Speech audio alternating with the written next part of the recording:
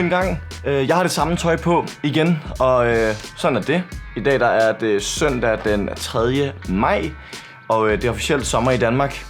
Det er også sommer på Bali, men det er officielt sommer i Danmark, og det er noget, jeg har set frem til nok hele mit liv, tror jeg. Lige præcis den her sommer har jeg nok set frem til hele mit liv, tror jeg. Jeg kommer jo først hjem om 3 ugers tid, men det er et godt tegn, at det allerede er sommer nu i Danmark. Og jeg hører, at det er helt fantastisk.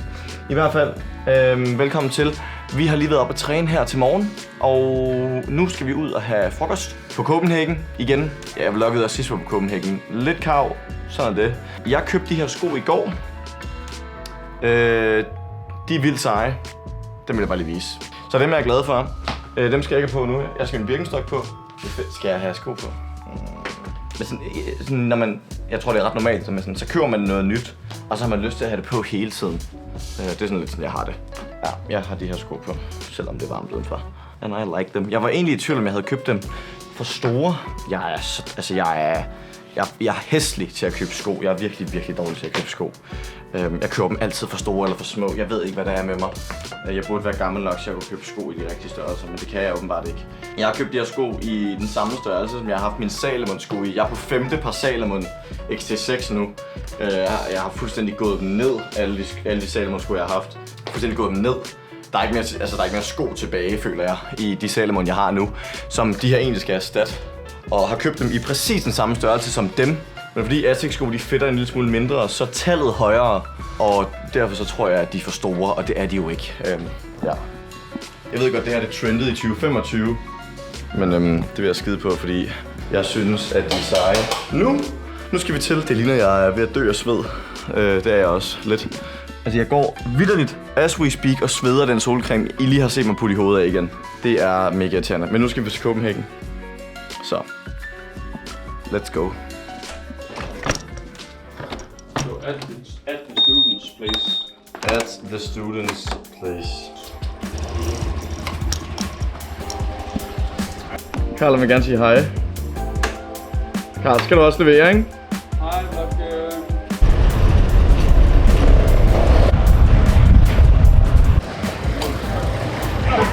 Jeg har ikke filmet mig.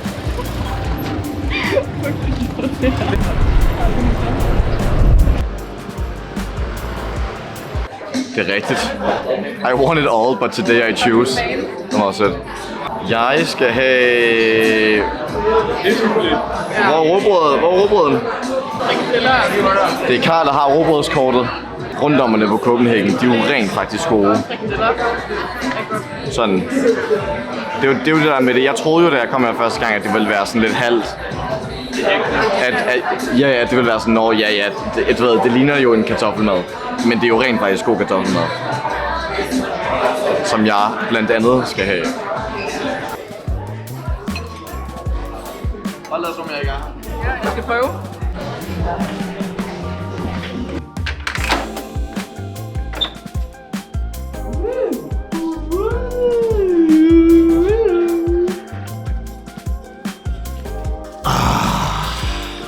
Det er ikke sådan, at regnskabet det bare går op, hva'? Er det ikke bare fantastisk? Prøv at tænke, vi har givet så mange penge til alle vores elever, ikke? Sagt til dem, at de skal lave et regnskab, og så får vi bare et regnskab tilbage, der stemmer fuldstændig uden problemer. Det er så fedt gjort. De er så sindssygt kompetente, altså. De er meget bedre end os. 2 millioner.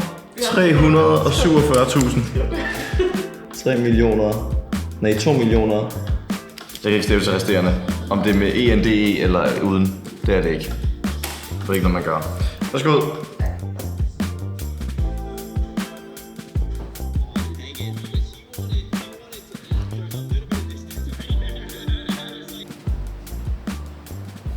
Alright, der er gået et par timer siden sidste opdatering. Vi havde noget arbejde, vi skulle have fikset. Vi havde noget regnskab. Vi havde noget temaaften, der skulle fikses. Der skulle uddeles nogle fangedragter, som som eleverne skal have, når vi skal holde vores temaaften. Det bliver rigtig sjovt. De aner ikke, hvad der kommer til at ske. Det bliver super nice. Og så nu her er vi på vej ned på stranden, mig og AC, bare sådan for at chill lidt. Vi fik lige sådan en mellemmåltidssnack bestående af en smoothie, hvilket var enorm. var gigantisk, og jeg har drukket 3 tårer af den, og så var jeg ved at brække mig. Så det var en oplevelse, men det var lækkert nok. Det lyder ikke super lækkert, når jeg siger det på den måde. Nå, trods alt. Så har vi været op at træne i morges, faktisk. Jeg havde noget wake-up, sådan noget morgenaktivitet med eleverne, og så tog vi op og trænede. Derefter, her til aften, der skal jeg undervise en gang til, sammen med AC. Så det bliver super hyggeligt. Jeg vil egentlig lige sidde ned og snakke om noget, jeg snakkede om i en af mine tidligere vlogs fra Thailand. Jeg snakkede nemlig lidt om, at jeg måske havde mit første samarbejde på, ikke på den her kanal, men på min TikTok, som der er sådan en lille smule død lige nu, det ved jeg godt. Men på min TikTok, det er sådan set gået igennem nu, og vil egentlig bare dele sådan, jeg ved ikke om jeg bare er heldig, men sådan, nu har jeg basically mit første samarbejde på plads, og alt er ligesom ikke set and done endnu, jeg har ikke gjort det endnu, men hvilket bare er ret nice, at man ligesom kan begynde også at tjene penge på sine profiler, hvilket jo altid er et plus, fordi det tager jo sindssygt meget tid, så man kan sige. I princippet så er det jo vanvittigt dårligt betalt arbejde, lige indtil man får en lille smule løn for det, hvilket er sygt nice, og andre goder og alt muligt mærkeligt. På tirsdag, der har jeg et møde, som der bliver meget spændende, altså ikke i morgen, men i overmorgen, med en, der arbejder med nogle brands, som man nok kender i forvejen. Og jeg tør ikke sige så meget mere end det, men jeg tror og håber, at det bliver et godt møde, og jeg er meget, meget spændt på, hvad det kan sådan lede til, tror jeg. Det kan i hvert fald gøre sommeren ret spændende i forhold til, hvad jeg kan med det her kamera, og hvad jeg sådan altid gerne vil have arbejdet med. Jeg tror, fra start af, så har min drøm været ligesom at arbejde med billeder og video i en eller anden portrætfotografi-sens. Det her med at arbejde med tøjmærker, det har jeg altid synes var vildt interessant og ville gerne arbejde med. Om det så er, om det er et eller andet sportbrand, eller om det er et eller andet i den dur, hvor man ligesom kan gå ud og lave nogle kreative kampagner, eller kreative shoots for nogen. Om det så er, nu fik jeg sagt tøjbrand, det er det nødvendigvis ikke. Jeg har rigtig gerne vil have arbejdet kreativt med det, og grunden til, at jeg ligesom ikke er kommet videre med at arbejde fotografisk med mit kamera, det er fordi, jeg ikke har haft muligheden for at arbejde med det super kreativt endnu. Det har meget været bryllupper, det har været konfirmationer, selskabsportrætter, alle de her ting, og jo, det kan man godt være kreativ med, men det er ikke en kreativ kampagne, hvor man skal udtrykke et vis look, hvor man skal have et vis budskab igennem, og ligesom gøre det på en bestemt måde. At det kan man godt, det er jeg helt med på med bryllupfotografi og alt det her. Men det er ikke på den måde, jeg gerne vil arbejde med det. Men i hvert fald synes jeg, det er meget fedt at snakke højt om, fordi hvis der er nogen andre, der sidder med et kamera og en drøm om, at det kunne være fedt at arbejde med det her brand en dag, eller det kunne være fedt at arbejde med de her mennesker, eller i den her branche, at sådan, altså man kan nå ret langt ved at dele sit arbejde. Og det er jo en selvfølge, føler jeg lidt. Men det var det jo bare ikke for mig, og jeg vidste ikke rigtig, hvordan jeg skulle komme i gang med det. Men nu kan det ligesom være, uden at sige for meget, at det kunne komme til at ske. Hvilket jeg bare synes er sygt nice. Og man kan sige, hvis det ikke bliver sådan noget alligevel, så må jeg jo finde på en anden måde at gøre det på. Men lad nu det ligge. Jeg glæder mig egentlig bare virkelig meget til at komme hjem. Ikke fordi jeg gider rejse, og ikke fordi jeg gider være her, men for at se, hvad det her det kan blive til, når jeg igen har tiden til at give det den tid, som jeg gerne vil give det.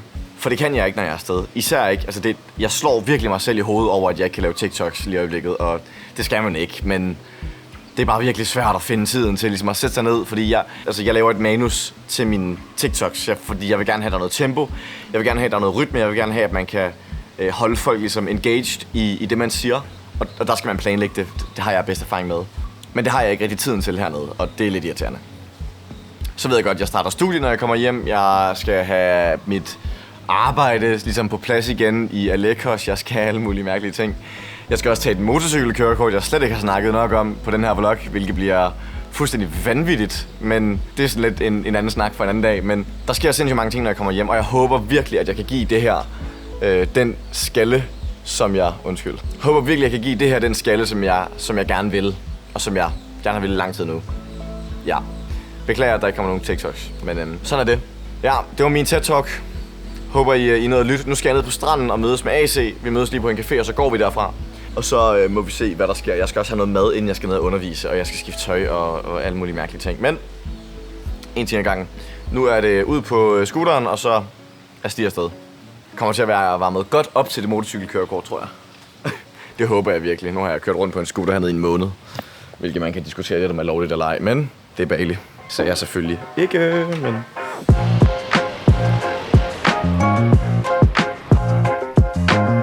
Det ligner sådan en... Jeg ved ikke, hvad det ligner. Hvis man ikke i forvejen ved, hvad Zen Café er, så hvis man sådan er en rigtig nomade, så har man sådan en fast bord inde på Zen. Så kan man leje et bord for en måned, og så når du lejer et bord, så får du sådan noget, så får du en kaffe om dagen, når du får et bord at sidde ved, og så har de også et hotel, og de har også et fitness, og alt muligt mærkeligt. Hotellet ligger lige her.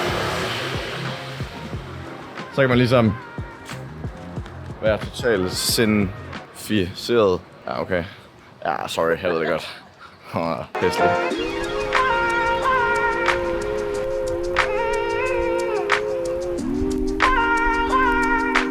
Fint her.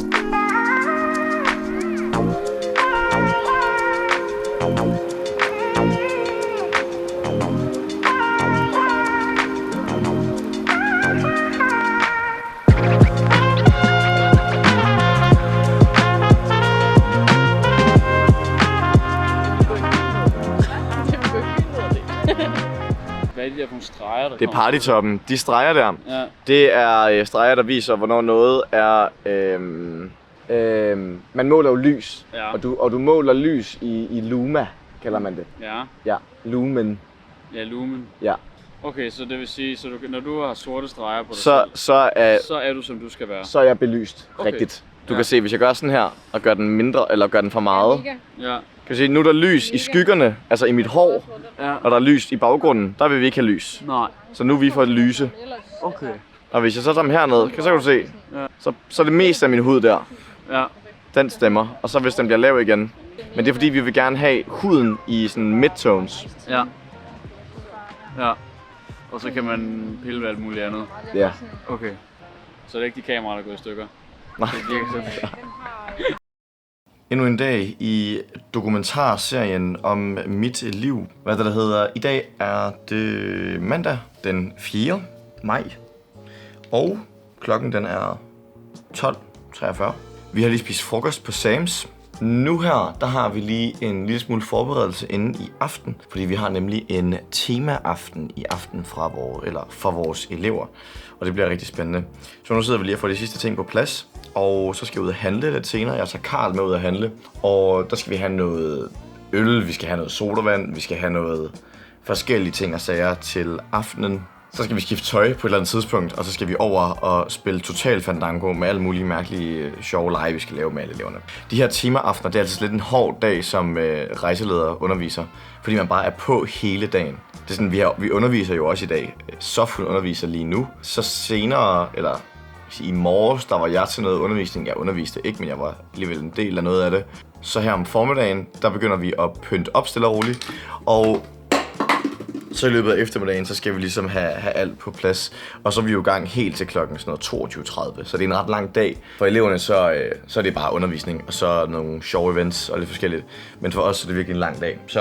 Men det er fint nok. Men ja, i morgen, der har vi fri, og det bliver rigtig skønt. Jeg har et spændende møde, jeg har snakket lidt om før. Og jeg tror, sidst jeg snakkede, i går snakkede jeg lidt om det, og jeg tror, jeg fik det til at lyde som min livs mulighed. Det er det jo ikke. Så specielt er det måske ikke alligevel. Jeg synes bare, det er ret fedt, at man kan poste en TikTok, og så kan man få samarbejder og jobs og sådan noget. Så det var egentlig bare sådan, man kan sige, min excitement for den del af det, og nok ikke, at det bliver totalt banebrydende for mig resten af mit liv. Det skal det ikke lyde som om. Så bare lige for at afdramatisere den. Nu vil jeg gå ud og drikke en cola og få styr på det sidste sammen med resten af teamet. Det bliver godt.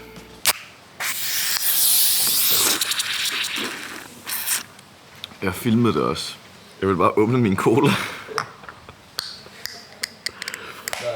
Det skulle bare lige være et klip, hvor jeg åbnede min cola, og nu er der cola over det hele.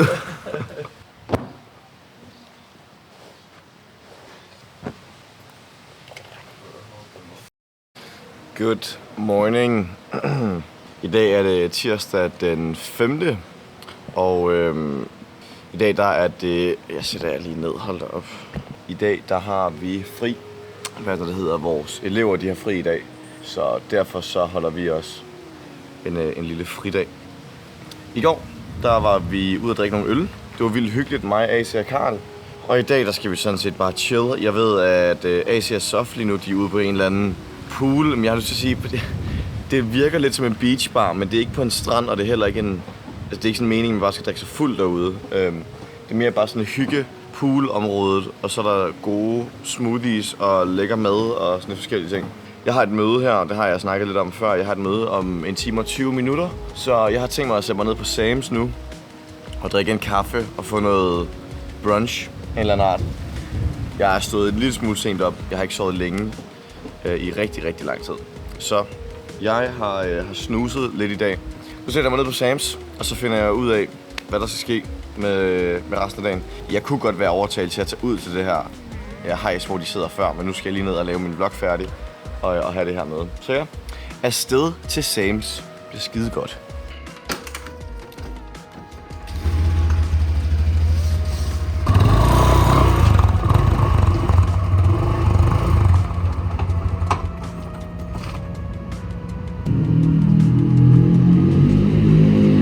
Sagt tidligere, det her med Sam's, at de sådan lidt, de kan kende os, når vi kommer nu, hvilket er vildt sjovt. Og så den der, sådan, hvad skal du bare have det sædvanlige vibe, er sådan lidt begyndt at komme nu. Jeg satte mig lige her, og så er det første, hun spurgte om, det var, hvor alle de andre, og så var jeg sådan, men de er lige ude og lave noget andet. Så hun sådan, okay, men vil du have noget at drikke? Ja, det vil jeg gerne. Jamen, er det bare det normale? Ja, det er det. Og det er en islatte med havre, så det er så skønt. Det er dejligt, at de husker en lidt. Kan jeg godt lide. Kom, min kappe.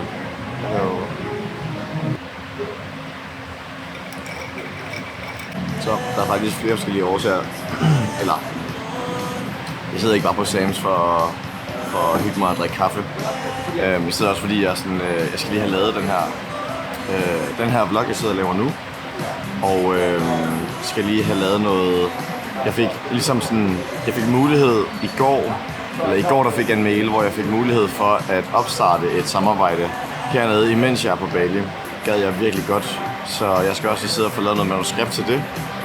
Og så tænker jeg, måske hvis jeg er god, jeg forventer det ikke, men hvis jeg er rigtig god, så kunne det være, at jeg kunne filme noget talking head til det samarbejde senere i dag. Men nu må vi se, hvad der ligesom bliver tid til, hvad jeg får lavet. Fordi det er nemt at sidde her og planlægge det hele. Det er ikke med ens betydning. Det er ikke ens betydning, at man får lavet det altid. Ja. Så nu starter jeg lige med times tid med vloggen her. Og så er det mødetid. Jeg har taget mine seje solbriller med. Fordi jeg gerne vil virke lidt sej til mit møde. Ja. Og så kørte jeg forbi en Bose-butik her forleden.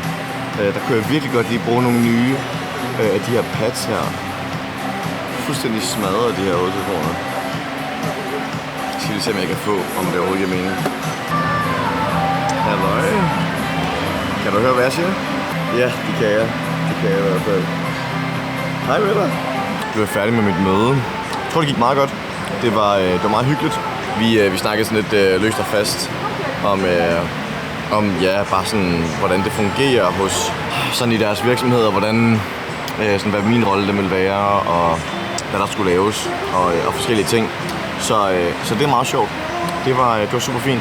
Nu får jeg mig lige en lille Eggs Delight her. Det er sådan lidt vores go-to. Sådan en her, det er bare en ikke avocado-mad, der smager sindssygt godt. Jeg har alligevel siddet her i nogle timer nu, og jeg er godt i gang med vloggen. Ja, jeg bliver sgu egentlig bare siddende, tror jeg. Har mega hyggeligt. Det kan være, at jeg bliver noget mere at spise lige om lidt. Jeg tror, den vil mætte mere, end den gør den her, men ja. Jeg bestiller en til. Det her med samarbejder og alt muligt. Jeg bliver altid vildt nervøs, inden det er, at jeg skal have en samtale. Nu har jeg allerede faktisk et lukket samarbejde, som jeg skal til at fortsætte på nu her. Men sådan, man bliver altid lidt nervøs, fordi jeg er altid lidt i tvivl om, hvad folk de forventer, man kan. Sådan udstyr skill-wise, tror jeg. Fordi dem, der kontakter mig, har set mine videoer enten på YouTube eller på TikTok, og så er de sådan, ej, det ser bare mega godt ud. Kan du lave det her? Som jo er noget helt andet, de beder mig om at lave, og ikke bare TikToks. Og sådan, jeg ved ikke, mine TikToks klarer sig jo godt, fordi de er sådan hyggelige at se, tror jeg. Men det er noget helt andet jo at lave en kampagne for nogen, end det er at lave en TikTok, hvor man bare hygger sig. det er jo svært at gøre det lige så personligt, svært at gøre det præcis det samme, som når man får presset et budskab og et koncept, som der skal udfyldes, eller som der skal kommunikeres i den video, som man skal lave for dem. Så bliver det jo ikke det samme, og det ved folk jo også godt. Men ja, det er bare en overvejelse til det. Fordi det bliver jo ikke det samme. Så jeg kan jo ikke bare lave en kampagne for, nu siger jeg, lave en kampagne for, hvis det var, det ved jeg ikke, eller noget solbrille-brand. Jeg kan ikke bare lave det på samme måde, som jeg laver mine vlogs. I hvert fald ikke 100%. På et eller andet tidspunkt, så skal jeg sige, køb de her solbriller, hvis det er, at man virkelig laver en kampagne for nogen. Så det er lidt sjovt at tænke på det på den måde. Men i hvert fald, jeg håber, det bliver til noget. Det kunne være rigtig nice. Det er et samarbejde, jeg virkelig godt gad. Jeg tror, det er meget spændende. Også sådan, mine personlige interesser vil passe godt ind i det samarbejde. Så nu må vi se. Nu har jeg sendt noget portfolio til dem, jeg snakkede med. Og så må vi se, hvad det bliver til. Det er altid spændende. Det kan godt være, det ikke bliver sådan noget. Men that's the game. Jeg ved det ikke. Må vi se. Spiser min frokost og ser et eller andet. Og så er det bare tilbage på vloggrinden bagefter. Men der bestemmer jeg sgu selv, hvad der er nice og hvad der ikke er nice. Så nu lægger jeg min kamera væk. Sidder og ligner en YouTuber herovre. Det gider jeg ikke at ligne. Det er jeg heller ikke. Det er jeg måske.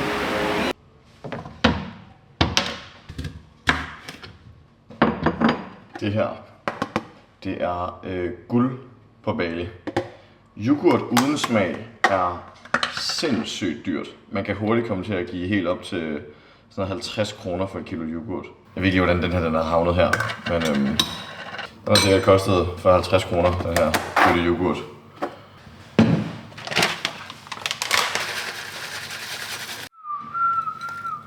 Ej, det skete også sidst, jeg skulle vise noget. Se.